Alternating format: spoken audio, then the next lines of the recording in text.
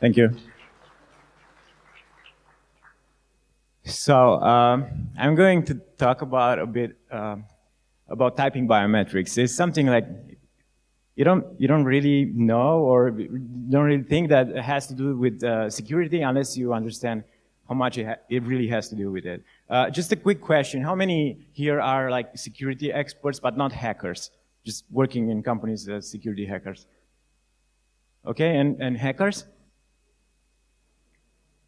I just want to understand the audience, but I don't know what the others are, but probably half of this room didn't raise their hand. So anyway, so I started a startup that records the way people type. So it looks at statistics on how you type each key and creates a pattern that can be used for a lot of things, and we'll be talking about these things.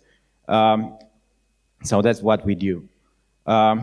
Yeah. So first thing, so there's 3 secrets you can use in any app, anywhere, online, offline, whatever you want to authenticate people. You use 3 types of secrets.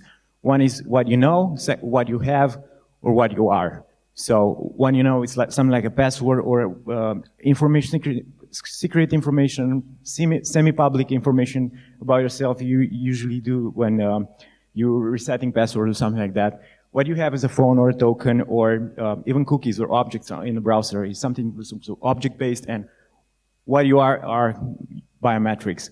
And why this is important, so everyone knows that passwords are not here to stay anymore for a long time, because they're easy to hack, right? And in computers are easy to hack, and applications are easy to hack once you have a password. So you need an extra security layer, okay?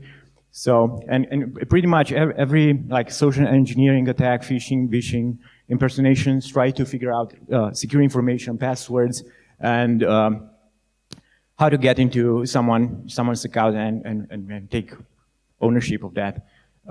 So we want to secure things over that thing, and I think both security experts and hackers are interested to understand more about biometrics, because also about phones, you know, so sometimes you have a fallback when you forget your password or something like that, you will get an SMS, and then the SMS is really easy to spoof. I mean, probably a lot of people here know what an IMSI catcher is or something like that, so you can see SMS like in clear text. You can use that or sometimes you can just look at a phone screen and you see the SMS or emails. If you're not very concerned about security, you will leave that open for others. So we really need biometrics for everything, authentication, everywhere we authenticate. And why we're doing typing biometrics, why we're thinking that typing biometrics will be one of the next thing that you have to integrate with security systems and every apps that do something with authentication is simple. So let's ask this question. So what types of biometrics can you record from the browser? So use any computer, you have a browser and you want to record a biometrics. So something people are beyond what they know, what they have, right? So you probably can think about a few of them, and we have face, right? You can take a screenshot of that person. That is easy to hack. You can find if you know a person's name, you can find a photo online on LinkedIn, Facebook, or so. And even if you don't know that person, you can still break into like a second factor that is based on that.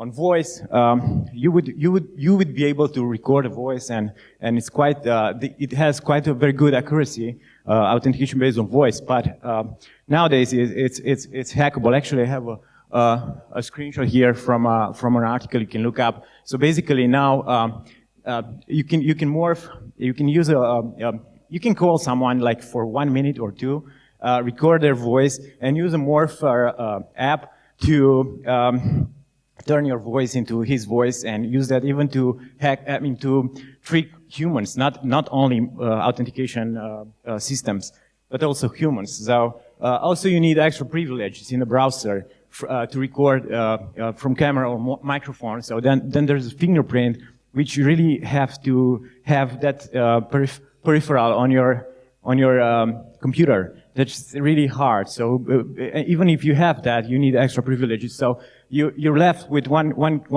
only kind of biometric that you can use in authentication, which is behavior. On computers, we're not talking about mobile phone that much right now, but on computers. So behavior is based on the way you type, so the keyboard, the way you use your mouse or trackpad, or so basically you're left with these guys. And so what we think, and not only us, so there are tons of experts that say that the next thing in authentication is going to be typing biometrics. And it's the most accurate and the widest available way to authenticate people using something they are in the browser. So think about it.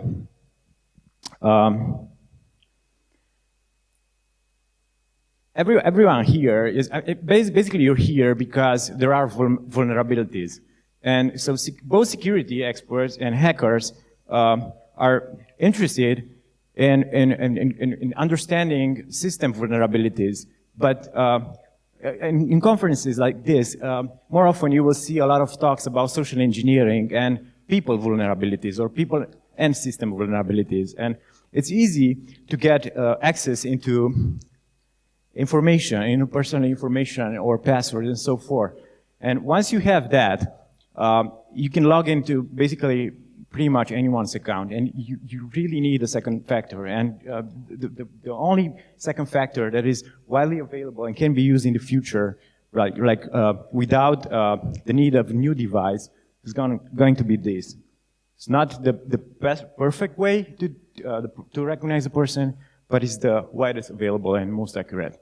So just quick for those who, I don't know, don't understand phishing. So phishing is probably the most important social engineering part.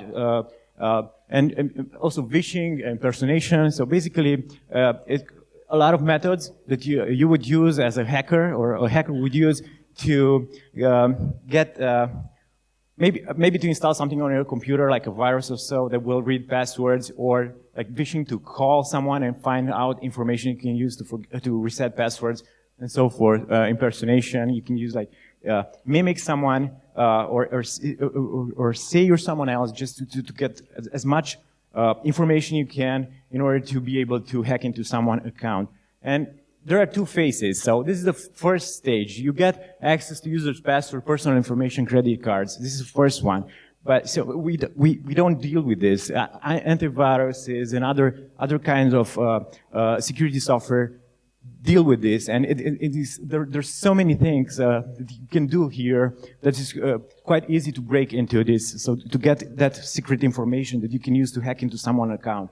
But we deal with the second one. So the second one is once you have the password or secret details that you can use like for security questions to reset passwords or to credit card information to be able to pay or get access to phones, and so you will have to break that that system and get ownership over that. So whenever you want to do that, an app can integrate and will integrate and already does that. Integrate something like typing biometrics or other kind of biometrics to help catch someone who tries to do this. So in simple ways, what a system sees or an app sees. So a user logs in, right? Into an app, like it can be an email or a corporate app from your company or something like that. Or so a user logs in or hits a forget or reset password. And if that happens from a new terminal or an unknown location, something like that, it should be flagged in some way, and it should be this scenario should be taken as a potential takeover, a potential suspect, and you should use second factor mandatory. So I bet that most of you work in corporations or companies that don't use a second factor when you enter from a new browser, new location. And that's typically what a hacker does, or even a machine that tries to hack into your account. So once they have some sort of information they can use to log in or set your password, we'll try to do that from a different browser, different location. And in that case, you should figure out the second factor. And we think that typing biometrics would be in the future, the thing that you would want to use. And there are two types of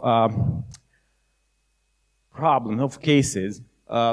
So we think that any account that you have, you shouldn't be able to share. You shouldn't share your account. And this in some cases, probably you have this problem in your companies from where you come. A lot of like users or inside the company are sharing accounts, and this is not very secure. So there are two cases, and what we address, probably the second case is more interesting for you guys. But there's also the first case when you cannot use something like passwords or OTP or phones to do that. So basically, for example, when you take an exam online, you will want to get certified if you use Coursera or something like that, and the certification should be addressed to you who took the exam, not someone else who can take the exam in place of you.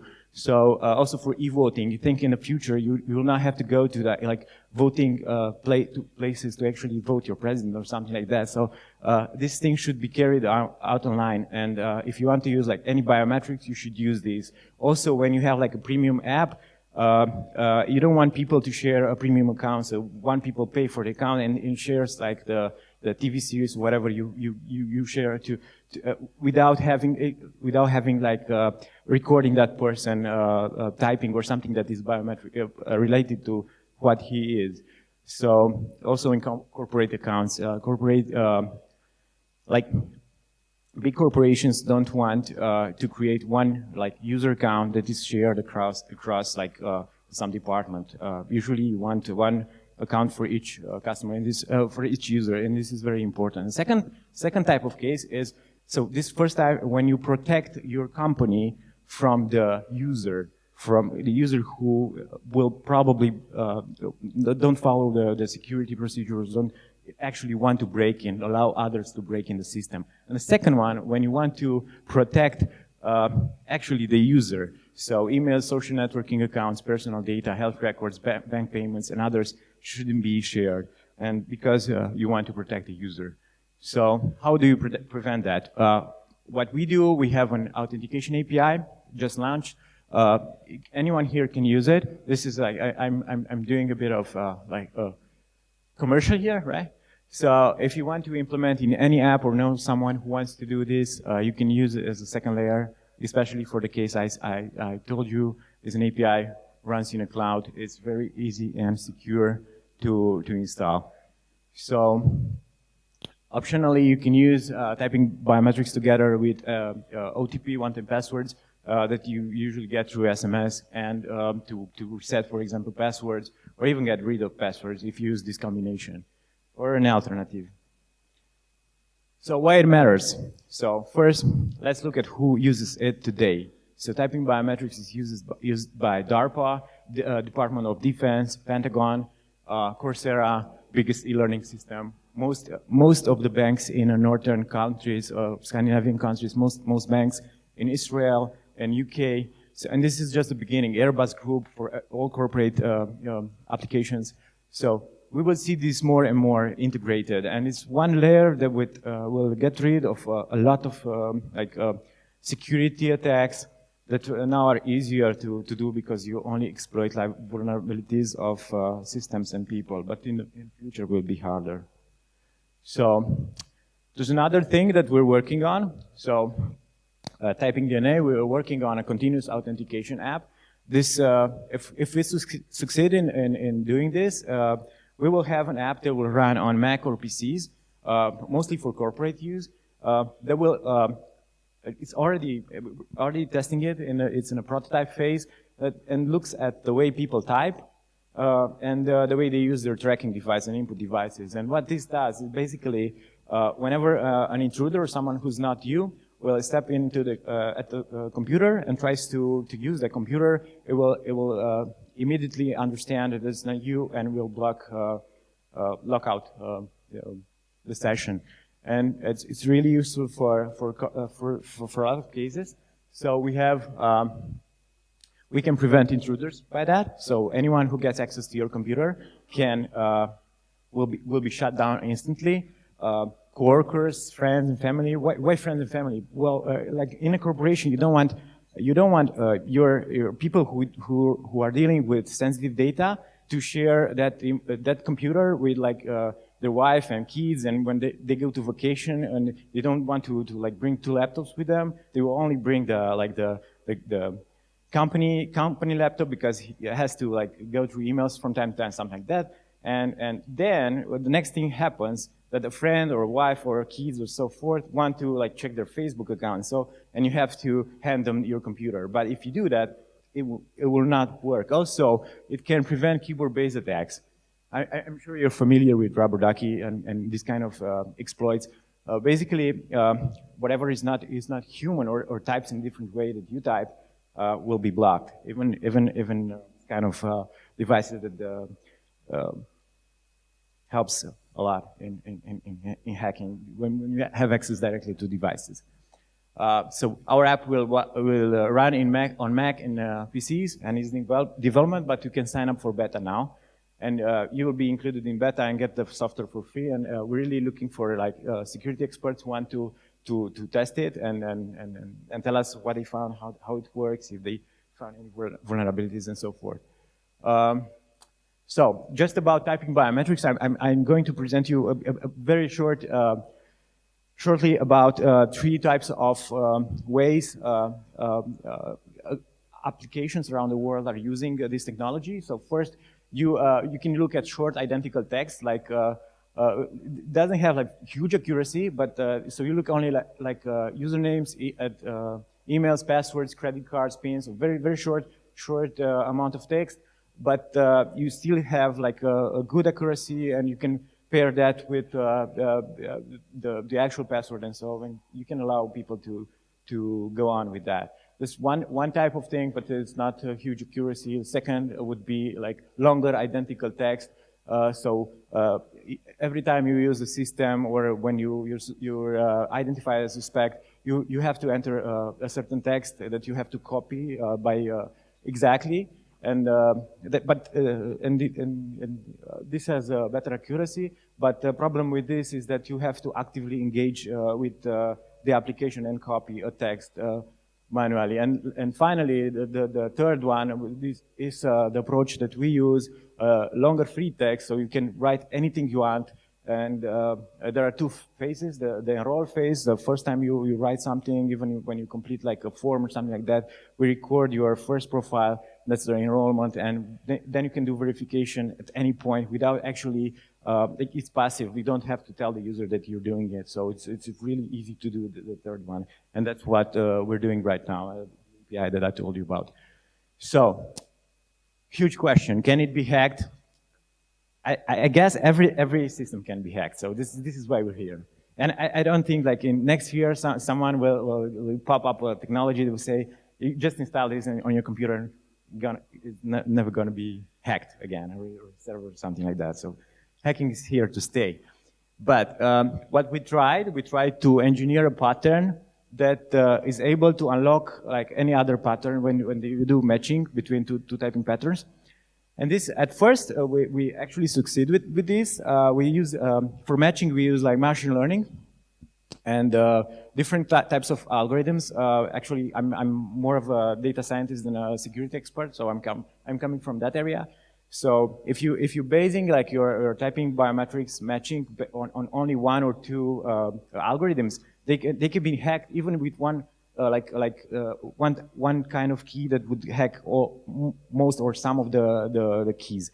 But if you use multiple algorithms, like we use over 10 different algorithms, you basically, even one fails, the other will catch the problem. So this way you cannot unlock all systems. Certainly you cannot unlock typing patterns that are recorded with our system, but with other systems this could be used to hack into system. A second one also is, I won't enter into details. So basically, if you hear the way someone types the rhythm and you try to mimic that, you have a better shot at copying that pattern and entering the system. Not with our system, but with other systems, this thing can work also. And this is the way we'll probably use in the future to hack this system. So if you have access to that computer or that user, and if you record a session of enough text, you can build a profile that you can use then to, through a sort of app to actually type as that user. This will be the way to disrupt this kind, to hack this kind of technology, basically. But it's not very easy. It's not very hard too. But the problem here is not how to build the technology, is that you actually have to have access to the user's computer, and that's not easy.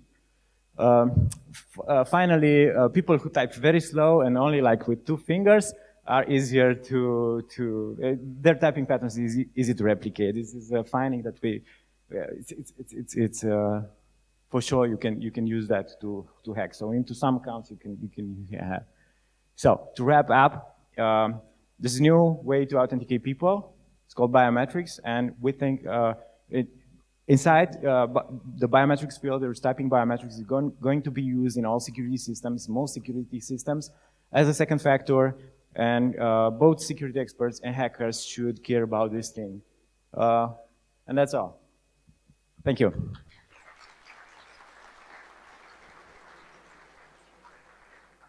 I don't know if I have time. If I have time, I will show you like a 1-minute commercial. Okay? And then I will take questions. So, just one.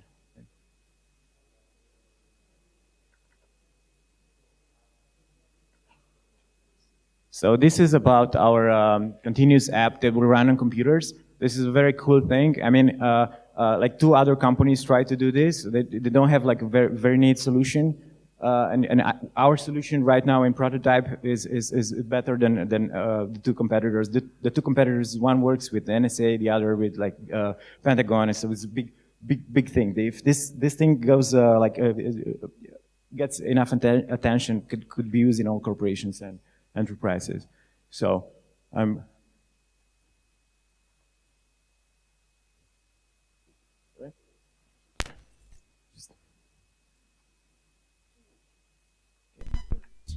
He works as a data analyst and uses his laptop in all kinds of places.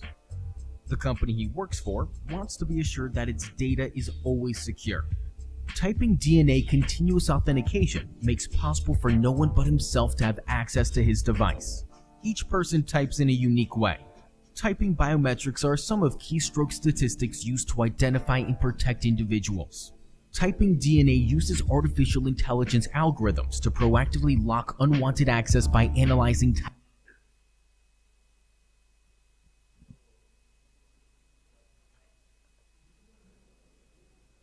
It's not my computer, so you guys hacked this? Wow. typing patterns. Chris forgot to log out.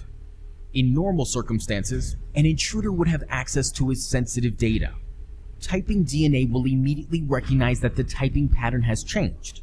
It will block the laptop and protect Chris's data from leaking. Everything is safe.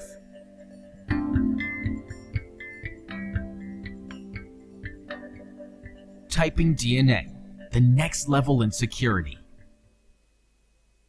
Okay, so you can sign up for beta now. We will get beta in a couple of months, but you should sign up for beta if you're like very concerned about security. Now I'll take some questions. Hi. So I have like 2 questions actually. First, you mentioned that it uses over 10 algorithms.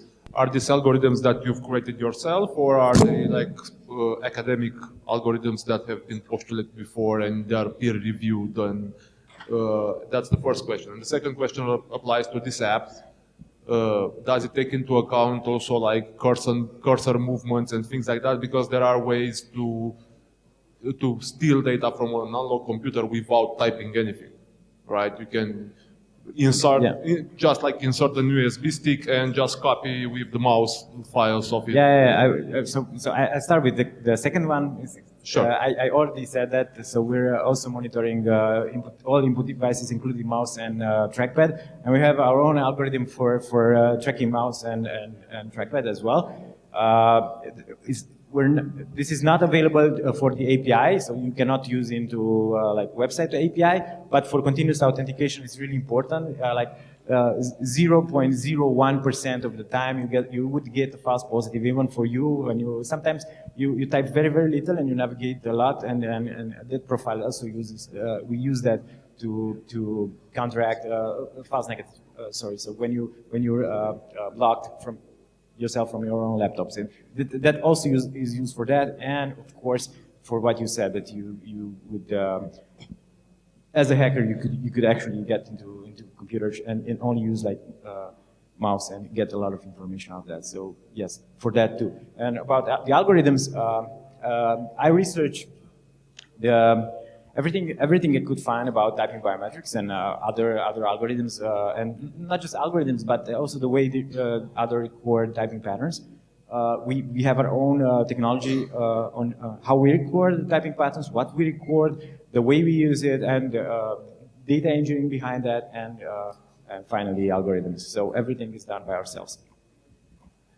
And we use like deep learning and probably, yeah, at some point we use some libraries and deep learning and so forth, so we don't build like our own like deep learning algorithms, but we build our authentication algorithms based on like machine learning technologies that are already there, so and our own data engineering. Okay. Hi. Okay, so I had a question, well, more. Why isn't it as easy to spoof as voice? Because once you record someone typing, you can more or less deduct the way that the person types. So from my perspective is that it's as easy to spoof as voice. As we know that air-gapped computers can be recorded, there have been proof of concepts regarding sniffing to passwords via sound, etc. So why isn't this a big factor? Well, for voice, it's the hacking using voice is more important than just authentication. It's very useful for even for receiving information. So basically, someone who knows you, like a teacher of yours or a colleague of yours, knows how your voice sounds, and if he gets like a phone call from someone who mimics your voice, he would be like for sure would give you some information, like without asking you like a password or something like that. So if just not just for authentication system, voice is a primary thing to hack first, and we see a lot of applications that are around voice cloning and morphing that are already happening around. So now, right now, if you're asking me right now, from over a year, there are already apps that can take advantage of that, and can, if you record like a minute of your voice. So I'm calling from like a phone company, asking you like some things about yourself. I want to give you like a free iPhone, something like that, record you for 1 minute, and then I use that voice, or like this voice now here on this presentation will be on YouTube. I'm compromised from a voice point of view. From typing point of view, you still have to have access to a session where I type. That is, I don't have like that session would be like you would monitor the typing, and also there's the way to reset your typing by using something between your keyboard and the browser. And these things are currently being built by some keyboard builders. So every device will have like another like a hash signature over your typing. So that would add and can be reset, and that would be another layer that will protect yourself from. So your own like final biometric will not be stolen. It's just the current biometric you're using to a device. This is something some computer builders and keyboard builders are working on. Yeah, it makes sense. It makes perfect sense, considering, as you said, voice is more or less public information, and typing biometric isn't public information also yet. Also for voice, you need to get the privilege from the user in the browser to use their microphone. So it's one thing that some people won't allow, and when you allow that, that app will be able to record your microphone for the entire session. And people are usually like, it's like when you have to activate flash or other thing with camera, they're suspect about this, circumspect about this. But the typing you can do is passively, at least theoretically. But because in Europe you have to ask user consent, like with cookies. But okay. Hi. So my question is more from the human part, because we are social beings. What happens if you drink like 2 beers? This questions comes up all the time. So basically, it's every of these 3 types of systems have a problem. When you forget your password, you forget your password. Okay, so you don't remember. It's just it's so simple to forget your password. More simple to forget your password than actually like break an arm or something like that. So or drink too much beer and. Secondly, with phones or something, you can lose them, you can break them, can be stolen, and so all these factors have a problem. In case of typing, it's the problem when you like break an arm or something like that. Even when you break an arm, for example, you will type on the whole keyboard with that arm that you were left with, right? Maybe your right arm. So in the right side of the keyboard, you will type pretty much the same type of, you will have pretty much the same type of typing. In the left side of your keyboard, you will be like completely destroyed because you use different fingers in different combinations. But our system can detect also one-hand typing, but it's less accuracy. And right now it depends on the threshold that you want to use. For example, if you want to use like a second factor over a password or something like that, typically you can type with one hand, it's fine. I hope I answered. Technology works on mobile app, not ours, because we're focusing on real keyboard. We have data to build algorithms for mobile. There are 2 companies who build that for mobile, but our point is this. On laptops, everybody wants to type. Think about you when you go on Facebook or something like that. You want to type more than when you go on mobile. On mobile device, you want to be like very, very short. So people don't want to type on mobile. So it's like very frustrating from a user experience point of view. So I think that it's fair, even if it's possible, because you also have like haptic and pressure information on the touch screen. So the more information that on the keyboard, so you can build like a better typing pattern, even with more accuracy. Even in that case, it's still frustrating for a user to enter something like the text in the mobile. So I think for mobiles should be systems that really care about the user experience and everything. Like banks, they don't want the people to leave. They have to use a different biometric. Like you can use, for example, the accelerometer and see how the people walk, or use some sort of proximity sensor, or you can take like videos of a person, something like that. There are startups doing this. Fingerprint is easier to do with phones. Have you thought of any way to distinguish between a human typing and a bot typing, like on a desktop or laptop keyboard, someone manages to capture your typing pattern and uses a bot to mimic it? I don't get the question. I understand it's about. So let's say I manage to capture your typing pattern somehow, and I use a bot to mimic it. In that case, you're pretty much doomed. So I told you that there's a case. You can fake a system to believe that you are the actual user if you have like access to that user, as he said. So if you have access for a while to that user, you can build up a profile, and with an app you can try to mimic that person typing. It's kind of hard, and usually use this as a second factor. So you also need a password or something, security information, something like that. I wouldn't recommend to rely as the first single factor only on typing. I don't think any company working in typing biometrics would recommend as using it only for first as a single factor. Can I ask one more question? Last one. Yeah, sure. So you've presented this from the point of view of authentication. So it can be used for authentication as a second factor.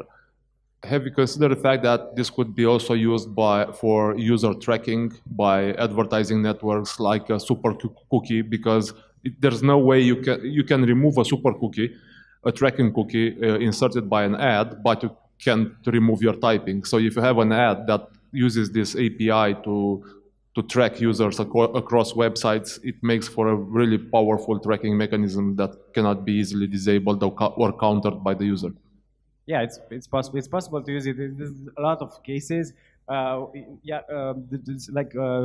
Also duplicate content. So whenever someone posts a new post or review in some sites, and he's giving a different name or a different username, you can find that is the same person typing or something like that. So you can use it for different kind of purpose. Yeah, also for identify the same user over again. But you have an accuracy problem there. You can still use it. Depends. So for example, if you want to find a suspect out of like 100,000, you wouldn't be able, because there's some collision, potential collision happening if you look only at the typing. Look like multiple parameters and typing, it's okay. If you want, for example, and this is important criminal investigation, something like that, if you want to like identify one suspect out of like 100 or 1,000, that would be more precise. So there are different applications that you can use this.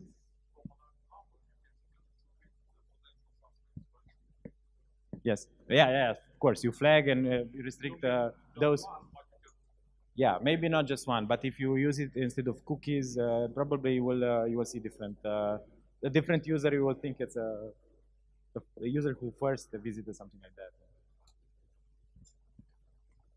Okay.